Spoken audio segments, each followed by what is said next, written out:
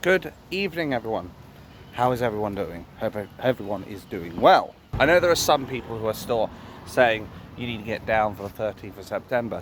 I thought I made it quite clear that I have plans to go down there, but obviously it's tentative at the moment, as I don't know what divine intervention will hold for me. Obviously the ideal for me is I'd be able to get up there, and then on top of that, the ideal would be get up on that bloody stage, because as I said before, I'd cause a speech that would make Keir the traitor Starmer's trousers turn brown in an instant. Who said we don't need to double Tommy's expenses? Shut up, you. I'm not that bad.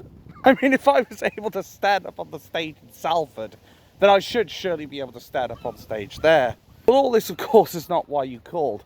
I want to talk about the Epping situation. So obviously there was a battle going on with Epping Hotel as far as housing invaders is concerned.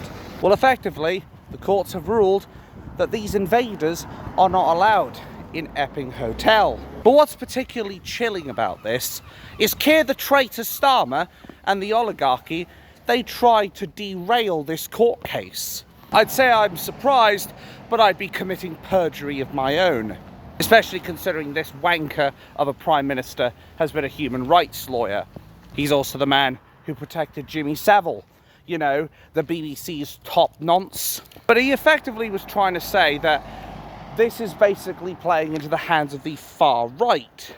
Yes, even after all this time, even after the Southport riots, even after the protests that are taking place that he has effectively stoked the fires of, it seems Keir the traitor Starmer hasn't learned his lesson at all. I mean, his approval rating is shooting down faster than a fat kid with cement shoes in the Pacific. No, it wasn't me. Shut it. It really does, though, show the extremes that Keir the traitor Starmer is wanting to go to derail the English people. But what he fails to realise is that he is merely one man, and we are many. We are in our hundreds and thousands, if not our millions. What hope has Keir the traitor Starmer got against hundreds of thousands of us? He should be thankful it's not 500,000 of me, because otherwise London would be levelled by now. Anyway, he's got no chance of stopping us. At least there is some credit I can give to at least having one decent judge in this land. It's a shame a lot of them are more bent than a 9-bob note. Now, I know a lot of people are going to think of Epping and think, well, that's excellent news. We've kicked these invaders out of the hotel. But here's the thing. If anybody's been paying attention to this crisis that has been going on, you will know that the oligarchy will simply just move these invaders to other places, or even fast track them even faster through HMOs and what have you, or whatever the bloody thing's called. It's a shame, really, that we have a politician, a Prime Minister, who would rather see this country speaking the language of Alan Snackbar than actually speaking proper English, actually respecting patriotic British and English values. I mean, if you really hate our country this much, Keir the traitor Starmer, I can offer you a first-class ticket onto the next boat, onto the next plane, catapult, jetpack, I don't give a fuck. I'll give you one free of charge to leave this country and never fucking return. And I guarantee you, as soon as that happens, this country will already feel a weight lifting off its shoulders, just like that. What good have you actually brought to this country, Keir the traitor Starmer? That goes directly to you. What good have you actually done, Starmer? I'm fucking waiting. It's like I've said before. If you asked me to list all the bad points about Keir the traitor Starmer, I could write a list as long as your arm. I'd have a document larger than the fucking Magna Carta itself. But if you were to ask me to write all the good points about Keir the traitor Starmer, you'd be lucky if I were to be able to use one of my mum's backy papers to be able to write all the good points on. And I'm sure she'd claim a refund for it. Anyway, this is the point I'm trying to make about Starmer. There's nothing good here about him.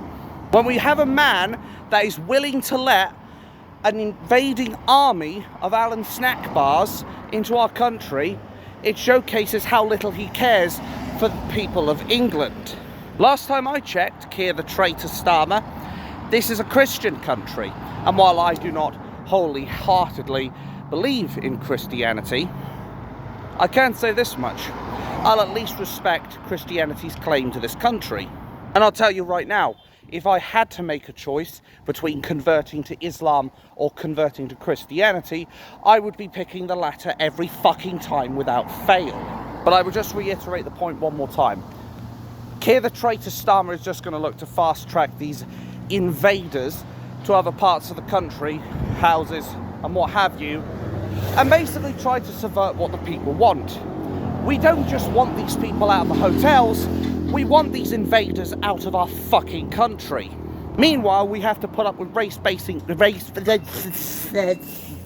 stroke number one, race-baiting cunts like Narinder Kaur. There you go, now Narinder Kaur can say she's given me a stroke. Though knowing her, I suspect she will try to spin the yarn about that. But anyway, this race-baiting cunt was going out of her way, as usual, as she always does, because she has about as much appeal as a dead skunk. She went out of her way to say that we need to be helping these people, that we should be allowing more of these invaders into our hotels. You know what, Narinder? You love these invaders so much, why don't you take a couple into your home? Give me a call. Give Dan Wootton a call as well. Call us to tell us how it's all going. Or what I suspect will truly happen is she will have it made known how these invaders truly feel about people like her, quite frankly. I think there was a term I used to describe Bonnie Blue. Sleeve. And let me be clear, no, I am not fucking advocating for that to happen to her. I wouldn't feel much if it did happen to her. That's the cold bitter truth, because she's the one who's wanting to have these people in our houses, in our hotels, and basically pleading the humanitarian lefty case. But I guarantee you, if she has a couple of these invaders stay in her home for a couple of weeks, I guarantee you, she will change her tune. Just like that. The sad thing is, these invaders are actually stopping the genuine refugees, the genuine asylum seekers, and the genuine migrants from being able to claim any kind of asylum here, because we're seeing more and more invaders that do not like our country, our society and our beliefs, and want to do everything they can to destroy it or put in Sharia law. But there is some good news in all of this, and that is we have been seeing English patriots go out of their way to start taking down these flags of Islamic influence. We're seeing more and more people take to the streets. People who've got the balls, whether up here or down there, or in my case both, to actually start removing the flags that do not represent England.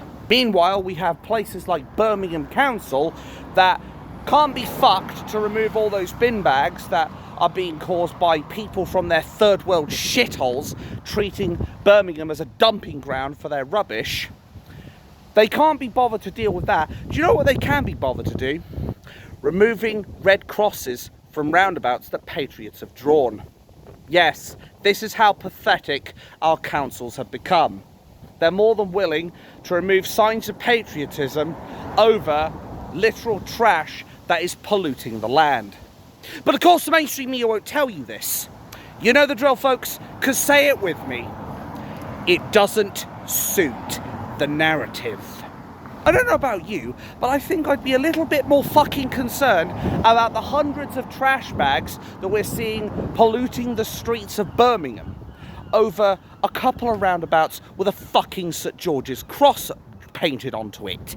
And what's even funnier is while the councils are going out of their way to remove these flags, whether it's on the roundabouts, whether it's on lamp posts and what have you, we are patriots. We even have fucking workers in, well, general sectors of construction, what have you, that are going out of their way, putting them back up even higher.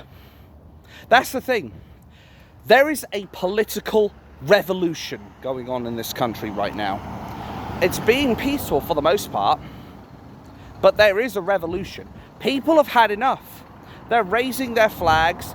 They're saying it loud and proud. We are proud to be English. And we should not be ashamed of who we are. We should not be ashamed of what we are, what we've become, how we've grown. 2,000 years of blood, sweat and tears made us what we are today. But Keir the traitor Starmer would rather have his councils try and make us feel ashamed of that. To which I hold a middle finger straight up directly to Keir the traitor Starmer. And I will reiterate the point I made earlier. If you don't like our country, Keir the traitor Starmer, get a first class ticket and fuck off out of our country, because this country does not need you. The more you try to silence us, the louder we will become. The more numerous we will become. The more support that will come to our cause. All you are doing is trying to put out a fire with gasoline. It's just not going to happen. You are a clear representation of what a saboteur looks like in the United Kingdom. You are a clear indicator of what a treacherous sectarian bastard looks like.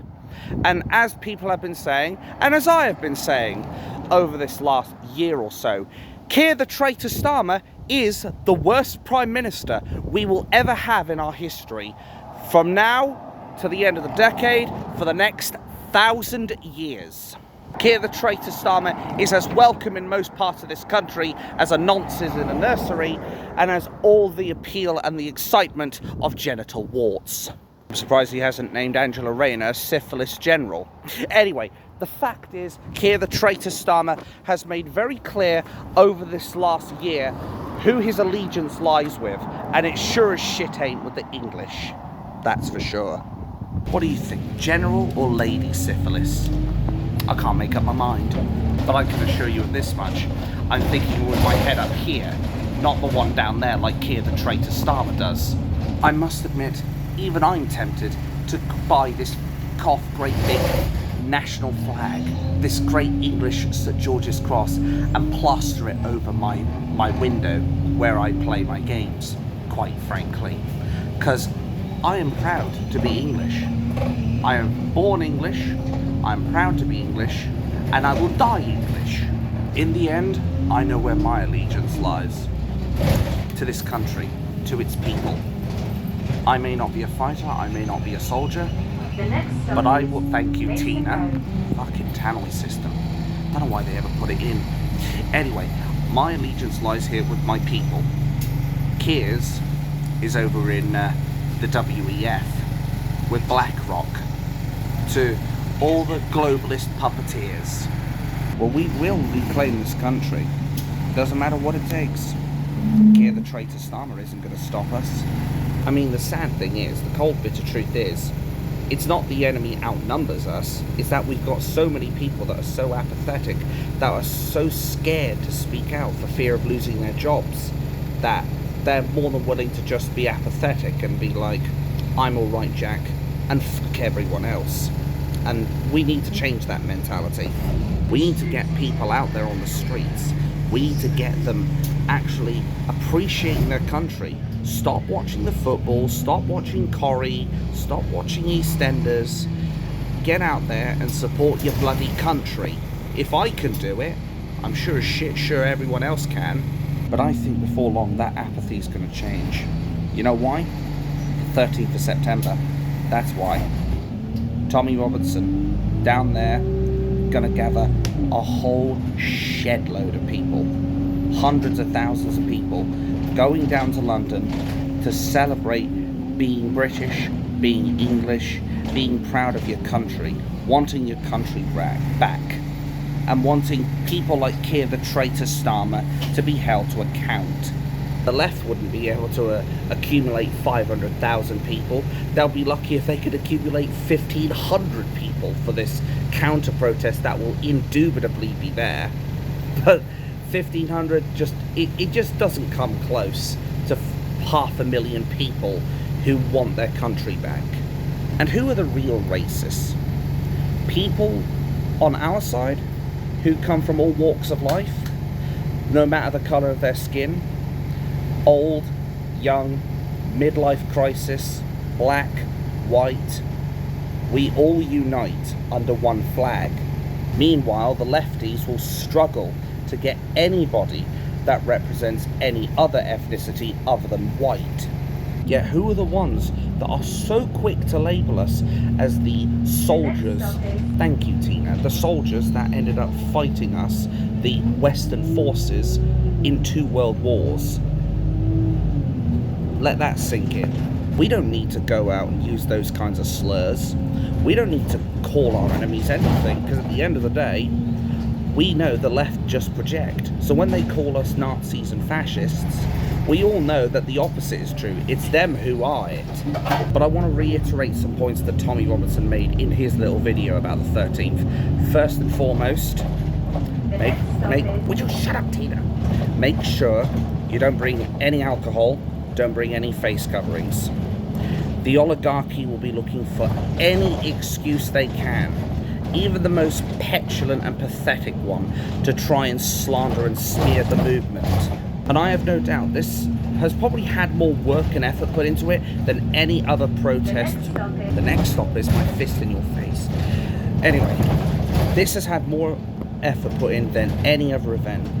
We can't give them any excuse to try and put in more laws to shut us down. Because if Keir the traitor Starmer sees an opportunity, I guarantee you he'll take it within a fraction of a second. The only thing I regret is that I can't fit into my England shirt, quite frankly. Though, in my defence, that thing is like 20 fucking years old at this point. But yeah, no face masks, no alcohol. Make sure you go down. Do not bring any aggression. That is exactly what the two-tier policing society and the oligarchy want. The media will be there in force. The government will probably send their little protest group, and by that I mean people dressed up in black, masked up, to try and infiltrate and basically create scenes as if we were being violent, when we all know it's all a setup. The government is doing it because they don't like it when we expose them doing the bad stuff, or when we're making the government look stupid. So you can bet they'll do everything they can to try and sneak a couple of people in there, infiltrators, whether it's T-R-A-T or whether it's T-R-A-I-T-O-R-S. I leave that to you. But they will do everything they can to sneak these motherfuckers in just to ruin the protest. And if you've got that one person that's overly boisterous, overly excited, thank you, make sure you keep them in line. I'll try and keep the other one of me in line, but hey ho, it is what it is. I'd like to think I can just about control myself. Thank you. Because at the end of the day, as I said, they'll look for anything. They would literally run over their own grandmothers if they could find something to screw us over on, quite frankly. We know what kind of person that Keir the traitor Starmer is. What's the bet he will do it just so he can say, oh, you see, they are far-right racists and wankers and football hooligans and lockdown deniers and all that. Like, they'll do everything they can just to plaster us as the bad guys, when all it is merely projection. You'd almost think Pai Mei taught them the level that they do it to. Anyway, they are going to do what they can to try and make this event fail. We must make sure that they fail at stopping us. We need so many people up at this protest. And if there are any people who are having doubts about coming up to London, let me tell you a little story about the first protest I went to. So, to set the scene, preferably by crossing over before I get run over. Anyway, to set the scene, I was doing my YouTube for six months, maybe not even. But I'd basically started a new job with Evander Glazing and Locks when I started doing my YouTube, my first channel. And eventually it got to the stage where Tommy Robinson was arrested and locked up because of the fact that he reported on the grooming gang in Leeds Crown Court. Basically, the police tried to stitch him up a kipper, and they did, sadly. They falsely said it was breach of the peace. Then they sent him down for contempt of court, even though all the information that man put out was already out in the public domain on the BBC's own fucking website. Now, I found out about this and I was like, well, something isn't right. Why the hell are people doing this? And there was quite a few people who were saying to basically go up there. I thought, well, I do have a few spare funds, because at the time I wasn't being a fucking idiot at the time with my money. But I digress. There were people who were saying, we'd love to see you up there. So I looked at that and I thought, what better way to stand in solidarity with Tommy Robinson as he's being persecuted by the British police state. Yes, I won't use the term English for that one. Please fucking sue me if you have a problem with it. But anyway, he went down, got sent to prison, effectively unlawfully, and they even tried to do him up like he pled guilty when it was nothing of the sort. But I ended up going down there. But before that, I had threats. I had somebody threaten that if I was to go down to stroke number 2, go down to London, that they would punch me in the face. And my mum was even categorically saying, you are not going down there. Now, despite all that, I plucked up the courage to head down there. So yes, I was being threatened. I was being told that I wasn't allowed to go down. I went down anyway. Don't worry, I'll pick that up later. I usually hang up on the back of a chair. And I must admit, I had my scepticism. I did have my worries. There was a little bit of devil's advocacy going around thinking, what if it really is true what they've said in the mainstream media? Like, I wasn't brainwashed like I was like when I was really young. I wasn't the sort that was like, I don't trust anything they say, like way back yonder. But I was at an age now, and I had been covering enough stories to realise the mainstream media can't be trusted. But there was still that element of doubt. But even someone like me, barely had a channel, maybe 1,000, 2,000 subscribers tops, went down. There were people shaking my hand, striking up conversation, and the atmosphere was amazing. Everyone was there because they were united for a love for one man. They weren't united through racism. They weren't united through hatred. They weren't united to stand against the police or whatever. This was a protest where everyone gathered round to support Tommy Robinson. There were all sorts of people who were up there as well, including Rebel Media, I think he's manager or something, Ezra Levant.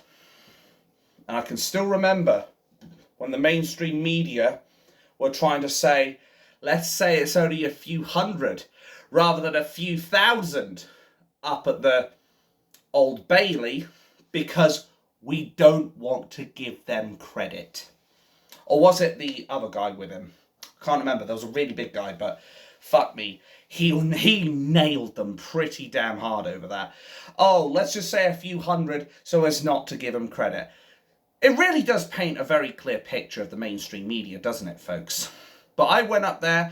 I had a fucking wonderful time up there. And I was absolutely shattered at the end of it. But was it worth it? Fuck yes. When you've got people who are united with you, who love their country, who support Tommy Robinson, who want to see their country in good health rather than bad health, what can go wrong? I didn't see any racism. I didn't see any violence. I didn't see anything. All I saw was people in solidarity with Tommy Robinson. So there's my story on the first protest. That should give you a very clear indication of what to expect when you go to one of these protests organised by Tommy Robinson. Tommy Robinson, yes, he does have a background where he was a fighter. He did end up having some crimes committed. He's no angel. No one here is sitting here saying that Tommy Robinson is a perfect man or that he's claiming to be polishing his halo over his head, because he doesn't have one, quite frankly. But what he is very passionate about this country. He is very passionate about speaking up against Islam, which has been categorically shown time and time again to be proven as a religion of conquering, a religion of war, a religion of death and intolerance. Ironically, what the lefties claim we are. Yet it's them who are always preaching hatred. It is them who are going out of their way and getting on the dog and bone to try and get you fired out of your job. I was afraid. Hell, I was terrified of the mere idea over these last 14 months or so of supporting Tommy Robinson, and then all of a sudden I get a phone call, I get an email, or I get a letter through the door, and I read it and it says, you have been blah blah blah, showing support for blah blah blah, we have terminated your thing. That thought has always been in the back of my mind. Has it terrified me? Yes, it has. But you know what? I'm still focused on what I'm fucking doing. And besides, I am with a company. I'm not going to say their name because obviously I don't want to give it away. And number two, I don't want to give the lefties ammunition to try and destroy me. But what I will say is that they have hired me. They have seen absolutely nothing wrong with the work I've been doing. They love me for what I do up there. Now, am I going to be on the cautious side? Yeah, I am. But I have passed my probation, which effectively means I'm a fully fledged member of this organisation. Which means if they do try to dismiss me for my political views, I can get them in a tribunal, just like that. At the end of the day, you shouldn't be fired from your position unless you are inciting violence, murder like Ricky Cutthroat Jones, or terrorism. Those are the only things that you could justify getting rid of someone for, as far as their political beliefs are concerned. If they're sitting there saying, oh, we should kill all black people, then yeah, get rid of them. Get them gone. You will not hear me say otherwise.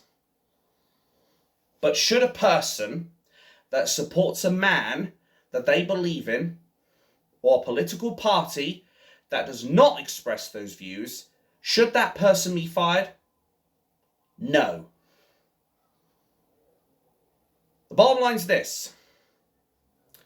We need a huge turnout on the 13th. I have my plans set up. Obviously, if I get up on stage as well, provided I don't break the fucking thing and double Tommy Robinson's expenses, because he has to get a new fucking stage, or another one just to support me. But jokes aside, we need people up there.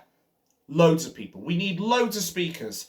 I know Katie Hopkins is patriotic and loves the country and what have you, and I'm not trying to slate her in any way, shape or form, but I don't want to see the same people up there. I want to see some more variety. I want to see both big and small people. People who have got the balls, whether up here or down there, or in my case both, to actually stand up and speak and fight for the country they believe in. If you haven't got a problem with that, we need to prove it. We need more and more people to get out there, spread the word, whether it's Christianity, or whether it's just Tommy Robinson, or whether it's the 13th. Just get out there, get people motivated. Galvanize the nation. Because right now, more and more people are waking up to what's going on. The oligarchy is in deep shit, and Keir the traitor Starmer knows that. That is why there will be a deep, conceited effort by that sectarian bastard to try and make sure that this protest fails. You aren't standing against black people, you're not standing against gay people, you're not standing against lesbian people, you're not standing against humanitarianism. What you're standing against is an oligarchy that sticks one of these up in your faces while letting invaders come in their hundreds and thousands, while it makes the English people suffer, while it makes veterans suffer on the streets, homeless, hungry, dying, some of them dead, on the back of traitorous governments who would rather put the feelings of invaders and a death cult religion over our own fucking people. I know that you support the English/British people. I am not going to hear any excuse about, well, we have to show some humanitarianism to these invaders. No, we don't. If Narinder Kaur loves these invaders so much, she can take a couple into her home and we'll see how she gets on. And she can feel free to email me how it's all gone. But I guarantee you, Narinder Kaur hasn't got the fucking stones to do that. She hasn't got the balls, in her case, up here. I've got a bigger set of balls up here than you ever will, Narinder.